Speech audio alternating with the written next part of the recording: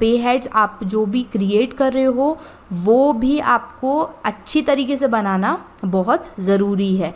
आपको पता होना चाहिए कौन सी चीज़ कहाँ पे है और पे हेड्स कैसे बनाए जाएंगे। जैसे फॉर सपोज़ यहाँ पे ऑल टैब से मैं शीट में देख रही हूँ, तो शीट में मेरे पास जो पे हेड्स हैं वो आप देख रहे होगे कि ये अलाउंसेस हैं।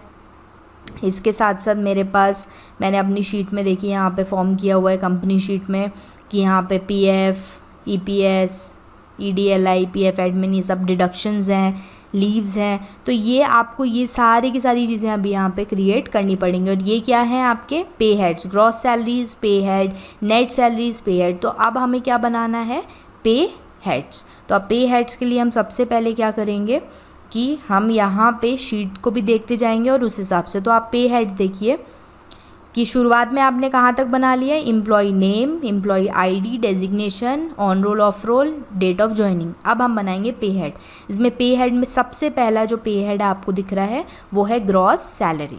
तो ऑल टैप करते हैं और हम सबसे पहला पे हेड बनाते हैं ग्रॉस सैलरी। तो मैं क्रिएट में गई, अब मैं यहाँ लिखूँगी ग्रॉस सैलरी। अब यहाँ पे आपको ये कंटेंट समझना बहुत ज़रूरी है। पे हेड टाइप्स में देखिए बहुत सारे टाइप्स हैं। लिस्ट ऑफ पे हेड टाइप में आपका डिडक्शन फ्रॉम एम्प्लॉई है, या अर्निंग फ्रॉम फॉर एम्प्लॉई है, या एम्प्लॉय स्टैट्यूटरी डिडक्शन है, एम्प्लॉयर स्टैट्यूटरी कंट्रीब्यूशन है, ग्रेच्युटी है, लोन एडवांसेस है। ये जितना भी है आपके पास, ये जितने भी आप देख रहे हो लिस्ट ऑफ पे हेड टाइप, ये आपको ढंग से पता होने चाहिए। अगर ये आपको ढंग से पता नहीं है तो फिर आपका पे जो रोल एंट्रीज़ हैं वो इफ़ेक्टिवली ऑटोमेटिकली सही तरीके से नहीं आ पाएंगी। अब देखिए जैसे फॉर सपोज़ मैं ग्रॉस सैलरी की बात कर रही हूँ, तो ये एम्प्लॉई के लिए क्या है, अर्निंग्स है। तो मैंने अर्निंग्स फॉर एम्प्लॉई ले लिया। इसके बाद ये डायरेक्ट है या इनडायरेक्ट है, ये आपको यहाँ पे डिसाइड करना पड़ेगा ग्रुप्स के हिसाब से। तो मैं इसको इनडायरेक्ट में ले रही हूँ। क्या ये अफेक्ट करता है नेट सैलरी को? नहीं। जो इफेक्ट होता है नेट सैलरी वो ग्रॉस सैलरी से इफेक्ट नहीं होती है, वो अलाउंसेस एंड डिडक्शंस इनसे अफेक्ट होती है। तो इफेक्ट होता है क्या उसको, नेट सैलरी को। तो मैं यहाँ पे कर दूँगी नो। इसके बाद है यूज़ फॉर ग्रेच्युटी। अगर मैं यहाँ पे आपको अपनी शीट दिखाऊं तो यहाँ ग्रेच्युटी कहीं पे भी नहीं है। बट ऐसा नहीं है कि आप किसी भी और जगह पे जाएंगे या किसी ऑर्गेनाइजेशन फर्म में जाएंगे तो वहाँ आपको ग्रेच्युटी नहीं मिलेगा। तो ये भी आपको ध्यान रखना है कि कंपनी टू कंपनी चीज़ें वेरी करती हैं। ऑल टैप करके मैं आ जाती हूँ, तो मैंने यूज़ ऑफ ग्रेच्युटी को नो कर दिया। Then calculation type. अब वो मुझसे पूछ रहे कि आप कैसे कैलकुलेट करना चाहते करोगे आपकी ग्रॉस सैलरी को। तो उन्हें 2 4 5 ऑप्शंस दिए हैं। जैसे फॉर सपोज कंप्यूटेड वैल्यू, क्या फॉर्मूला पुट ऑन करना चाह रहे हैं, या फिर एम्प्लॉयर अपने अकॉर्डिंग मैनुअली डालेगा जो भी उसको ग्रॉस सैलरी देनी है, या आप एक फ्लैट रेट के ऊपर जो है ग्रॉस सैलरी डिसाइड कर रहे हैं, या अटेंडेंस के हिसाब से कर रहे हैं कि भाई मंथली हम इसको इतनी ग्रॉस सैलरी देंगे, मंथली बेसिस पे आप अटेंडेंस के बेसिस पे उसको ग्रॉस सैलरी प्रोवाइड करेंगे, या फिर on production type over time के बेसिस पे या पर आवर के बेसिस पे आप उसको सैलरी देने वाले हैं।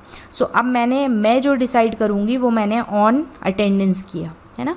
अटेंडेंस में लिस्ट ऑफ अटेंडेंस टाइप में हमेशा जो है वो प्रेजेंट लोग ले लेते हैं, प्रेजेंट हम लोग ऑप्शन को चूज़ कर लेते हैं। पर मुझे लगता है एब्सेंट ऑप्शन को अगर हम चूज़ करें तो हमारी अटेंडेंस हम इफ़ेक्टिवली जो है कैलकुलेट कर सकते हैं।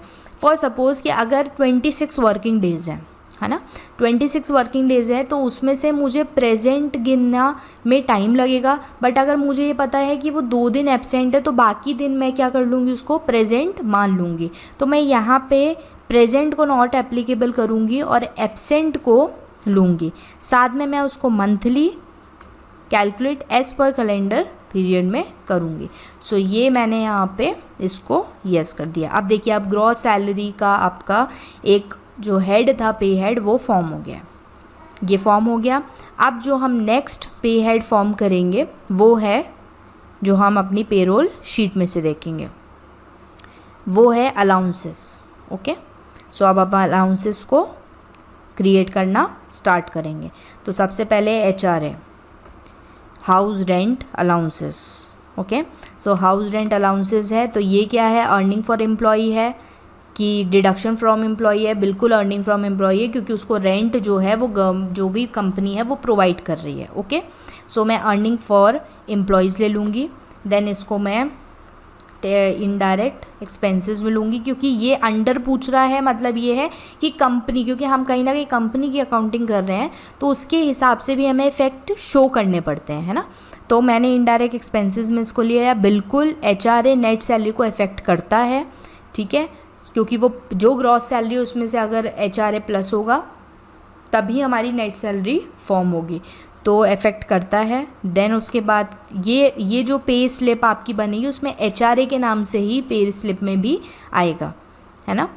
तो उसके बाद फिर मैं ग्रेजुइटी इसमें है नहीं, फिर कैलकुलेशन टाइप में भी मैं ऑन अटेंडेंस, एब्सेंट और monthly as per calendar period, इसको HRA को नहीं, HRA जो है आपका वो इसमें फार्मूला भी पुट ऑन हो सकता है। ऑन अटेंडेंस ना करके मैं कंप्यूटर फार्मूला कर देती हूँ, कंप्यूटर फार्मूला में मैं ऑन स्पेसिफिक फार्मूला फॉर्म कर देती हूँ, जिसमें कि मैं डाल देती हूँ ग्रॉस सैलरी। अब देखिए ग्रॉस सैलरी जो है मैंने स्पेसिफिक फार्मूला पुट ऑन कर दिया और यहाँ मैंने दिया परसेंटेज 40, मतलब 40% ऑफ जो आपकी ग्रॉस सैलरी है उसका amount as a rent HRA house rent allowances pay किया जाएगा। ओके, सो ये मैंने क्या किया, इसको सेव। तो देखिए पहला मैंने ग्रॉस सैलरी बनाया, दूसरा मैंने HRA फॉर्म कर लिया। अब मैं नेक्स्ट पे आती हूँ कन्वेंस अलाउंसेस, तो अब मैं बनाऊँगी कन्वेंस।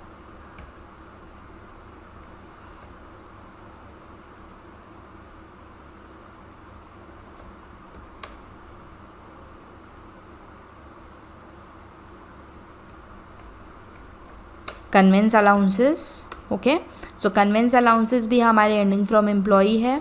डायरेक्ट में हम इसको नहीं लेके इनडायरेक्ट में लेंगे, बिल्कुल इफेक्ट करती है नेट सैलरी को। कन्वेंस जो है वो हमारा पे स्लिप में भी इसी टाइप में आएगा और हम इसको ऑन अटेंडेंस के बेसिस पे, एब्सेंट के बेसिस पे मंथली करेंगे एज़ पर कैलेंडर वैल्यू, कि कन्वेंस जितना वो मंथली वो व्यक्ति आएगा और मंथली जितना भी उसका कन्वेंस बनेगा उस बेसिस पे हम इसका कन्वेंस अलाउंसेस का काम करेंगे। ओके, सो ये मैंने कन्वेंस भी बना दिया। अब मैं बनाऊंगी नेक्स्ट ऑल टैप करके देखिए medical allowances, MED medical allowances, ये मैंने मेडिकल अलाउंसेस बनाया, इसको भी अर्निंग ही लेंगे, इनडायरेक्ट नेट सैलरी को इफ़ेक्ट करता है। मेडिकल अलाउंसेस भी के लिए हम लोग जो है पे स्लिप में मेडिकल अलाउंसेस के नाम से आएगा ऑन अटेंडेंस, ये भी absent, monthly as per calendar value. ये मैंने बना लिया मोबाइल मेडिकल अलाउंसेस। अब नेक्स्ट में देखती हूँ शीट में कौन सा है, मोबाइल अलाउंसेस, ये मैंने मोबाइल अलाउंसेस फॉर्म किया। अर्निंग फ्रॉम एम्प्लॉई, इनडायरेक्ट, बिल्कुल नेट सैलरी को इफ़ेक्ट करता है। मोबाइल अलाउंसेस के नाम से पे स्लिप में आएगा नाम, on attendance, absent, monthly. So ये मैंने मोबाइल अलाउंसेस भी बना लिए हैं। ऑल टैप करके अब देखते हैं इसमें और क्या, अदर अलाउंसेस।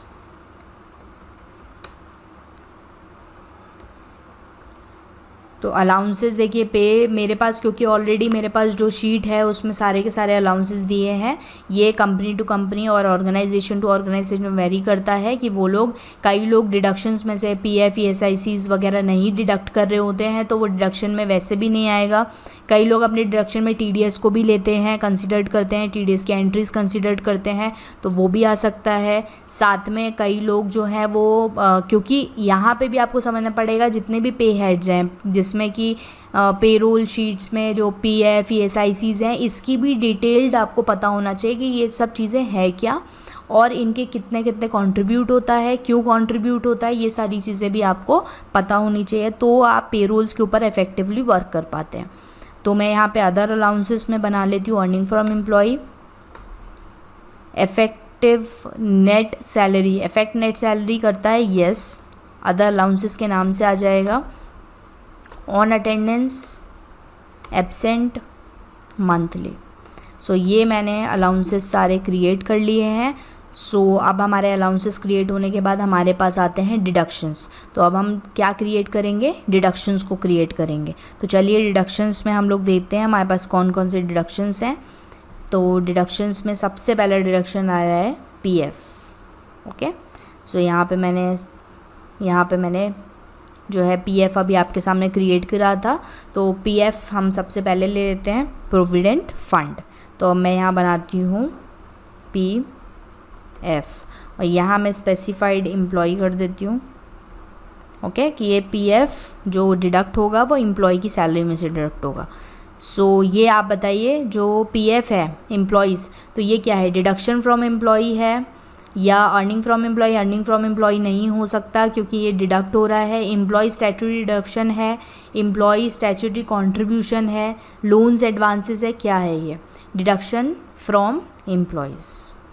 ओके, तो deduction from employees direct, yes, ये पीएफ एम्प्लॉय के नाम से आएगा और हम इसमें करेंगे एज़ पर कंप्यूटेड वैल्यू, क्योंकि ये कंप्यूटेड वैल्यू में मतलब 12% जो कंट्रीब्यूट होता है उसके लिए हमें कंप्यूटेड वैल्यू ज़रूरी है।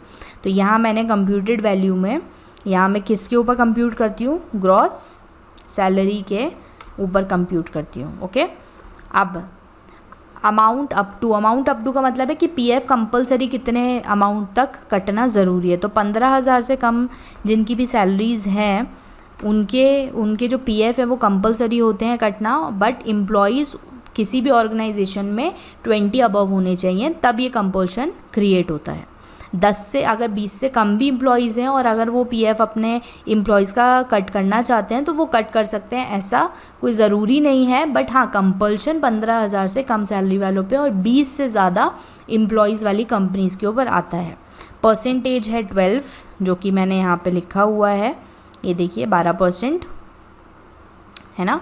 उसके बाद देखिए फ्रॉम अमाउंट, मतलब इससे ज़्यादा अगर 15,000 से ज़्यादा कोई व्यक्ति एम्प्लॉई है तो उसके केस में हम क्या करेंगे, तो उसके केस में हम कितना पीएफ काटते हैं, 1,800 रुपये काटते हैं। ओके, ये देखिए ये मैंने बना दिया पीएफ का जो पे हेड था वो क्रिएट कर दिया है। तो पीएफ का क्रिएट हो गया हेड। नाउ जो हम इसके बाद नेक्स्ट करेंगे, नेक्स्ट हमारे पास देखते हैं हम और कौन सा है, ईपीएफ एम्प्लॉयर है ना, ईपीएफ, और ये मैंने ले लिया एम्प्लॉयर।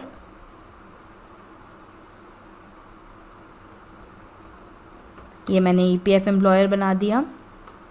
ये मैंने उसका statutory deduction, employer statutory contribution, बिल्कुल ये हमारा डायरेक्ट एक्सपेंस है। नेट सैलरी को इफ़ेक्ट करेगा, नहीं करेगा, ये नेट सैलरी को इफ़ेक्ट करता है, करेगा।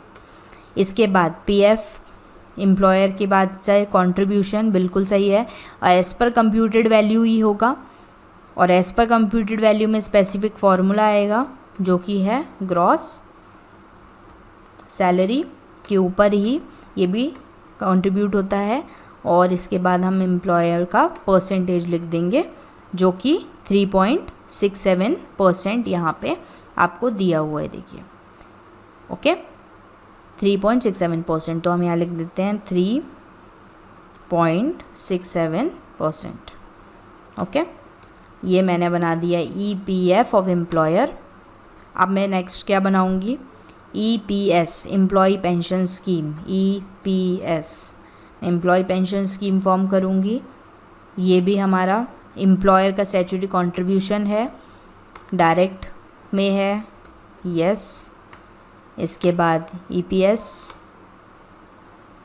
ये क्योंकि एम्प्लॉयर का कंट्रीब्यूशन है तो कहीं ना कहीं ग्रॉस सैलरी भी इफेक्ट, ग्रॉस सैलरी में प्लस माइनस भी होता है ये, हाँ, बट ये डायरेक्टली ही जो बैंक अकाउंट है उसमें कंट्रीब्यूट होके आ जाता है, तो इसीलिए हम इसको जो है वो ले रहे हैं। तो ग्रॉस सैलरी, और यहाँ भी मैंने परसेंटेज कर दिया 8.33%। तो देखिए यहाँ पे 8.33% है, ये मैंने ईपीएस फॉर्म कर दिया। ऐसे ही और डिडक्शंस देख लेते हैं कौन से और डिडक्शंस हैं। ईडीएलआई, तो मैं यहाँ बना लेती हूँ ईडीएलआई। ओके, ईडीएलआई भी स्टैट्यूटरी एम्प्लॉयर स्टैट्यूटरी कंट्रीब्यूशन है। ओके, इसके बाद में इसमें भी ऑन स्पेसिफिक फार्मूला ग्रॉस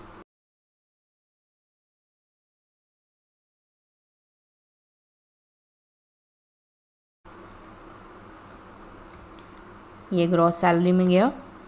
इसके बाद यहाँ भी परसेंटेज डाल देती हूँ 0.5। ओके, तो 0.5% ये हो गया। देन पीएफ एडमिन, ये मैं पीएफ एडमिन भी बना देती हूँ। इसमें भी एम्प्लॉय स्टैट्यूटरी कंट्रीब्यूशन डायरेक्ट। इसके बाद on specific formula gross salary. Okay, और यहाँ भी परसेंटेज बना देती हूँ 0.5। ओके, तो ये देखिए ये सारे के सारे पे हेड्स आपके फॉर्म हो गए हैं। इसमें हम ESICs को भी ले सकते हैं, तो हम ESIC एम्प्लॉई वाला ESIC रख लेते हैं, ESICs भी हम लोग जो है वो ले लेते हैं। और डिडक्शन फ्रॉम एम्प्लॉई होता है वो यस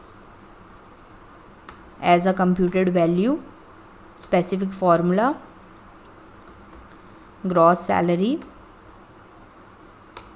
ये हम ले लेते हैं परसेंटेज 0.75। ओके, सो ये 0.75 मैंने ले लिया और इसके बाद ESICs भी हमने यस कर दिया। देखिए अब सारे मैंने पे हेड जितने भी पे हेड्स हैं वो यहाँ पे फॉर्म कर लिए हैं, ये आप देख रहे होगे। ये सारे पे हेड्स आपको भी फॉर्म करने हैं और इसी तरीके से फॉर्म करने हैं। और क्यों किए गए हैं, क्यों उस टाइप की सेटिंग्स की गई है, ये भी मैंने आपको इसमें बताया कि ये सारे अलाउंसेस जितने भी हैं उनकी सेटिंग्स इस टाइप से क्यों की गई है। ठीक है, जैसे मैंने अलाउंसेस हैं तो उसको मैंने अर्निंग फ्रॉम एम्प्लॉय लिया। ये आपको अगर आपने पे हेड्स की ढंग से सेटिंग्स नहीं करी या पे हेड्स के जो भी आपके फीचर्स हैं वो ढंग से आपको नहीं पता है या आपने कुछ भी गड़बड़ की, तो ऑटोमेटिक जो एंट्रीज आनी होती हैं कैलकुलेट होके वो नहीं आ पाती। देन हमारे पास मेहनत एक बढ़ जाती है कि हमको फिर वो एंट्रीज़ को मैनुअली करना पड़ता है। तो बेसिकली ये ध्यान रखिए कि जो भी आप काम वर्किंग कर रहे हैं उस वर्किंग से आपका जो रिज़ल्ट है वो फॉर्म सही होना चाहिए। ओके, सो यहाँ पे आप सारे के सारे मैंने जितने भी पे हेड्स थे वो सारे फॉर्म कर लिए। अब मैं स्किप से पीछे आ जाती हूँ। अब मेरे पास देखती हूँ मैं क्या है। अब मेरे पास ये है सैलरी डिटेल्स। सैलरी डिटेल्स का मतलब ये है कि फॉर सपोज़ कि मैं एम्प्लॉई हूँ और मेरे पास कितनी मुझे ग्रॉस सैलरी मिल रही है, कितने अलाउंसेस मिल रहे हैं, क्या क्या डिडक्शंस हो रहे हैं, वो हम सैलरी डिटेल्स में डिफ़ाइन कर देते हैं। जिससे कि जब एंट्री होती है तो वो अपने आप वो सैलरीज डिटेल्स से वो अपने आप पे जो रोल है उसमें ऑटोमेटिकली पकड़ के और कैलकुलेट कर लेता है। मतलब हमें फिर कैलकुलेट करने की ज़रूरत नहीं है, वो अपने आप उस पर्टिकुलर जो भी सैलरीज़ को है वो अपने आप उसको क्या कर लेगा, कैलकुलेट कर लेगा। तो यहाँ पे मैं सैलरी डिटेल्स जो हैं वो अब फॉर्म करूँगी। अब पहले हम ये देख लेते हैं कि हमारी सैलरी डिटेल्स में हम लोग क्या क्या चीज़ें आने वाली हैं। तो सैलरी डिटेल्स में आप देखिए सैलरी शीट में जो प्रिया है उसकी ग्रॉस सैलरी 35 की है, तो ये हमारी सैलरी डिटेल्स में जाएगी। 35 है। HR है उसको नहीं मिलता है।